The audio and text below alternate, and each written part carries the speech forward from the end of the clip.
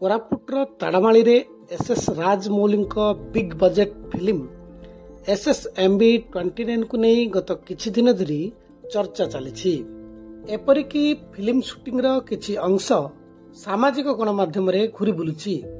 ଏଥିନେଇ ମହେଶ ବାବୁ ଫ୍ୟାନ୍ ପକ୍ଷରୁ ଚିନ୍ତା ପ୍ରକଟ କରାଯାଇଛି। କୋରାପୁଟର ତାଡମାଳିରେ ବିଗ୍ ବଜେଟ୍ ଫିଲ୍ମ ସୁଟିଂ ଏବଂ ସୁପରଷ୍ଟାର ମହେଶ ବାବୁ, ହଲିଉଡ୍ ଅଭିନେତ୍ରୀ ପ୍ରିୟଙ୍କା ଚୋପ୍ରାଙ୍କ ଯୋଗଦାନକୁ ନେଇ ଓଡ଼ିଆ ଗଣମାଧ୍ୟମରେ ଖବର ପ୍ରଚାରିତ ହେବା ପରେ ତାଡମାଳିକୁ ଦିନକୁ ଦିନ ଫ୍ୟାନ୍ଙ୍କ ସୁଅ ଛୁଟୁଛି। ଏହା ହିଁ ପ୍ରଯୋଜନା ସଂସ୍ଥା ପାଇଁ ଏବେ ବିପଦ ପାଲଟିଛି।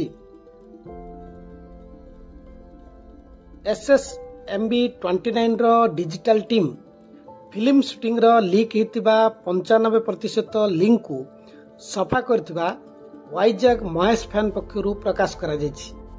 ଏଥିପାଇଁ ସେମାନେ ଡିଜିଟାଲ ଟିମ୍କୁ ଧନ୍ୟବାଦ ଦେଇଛନ୍ତି।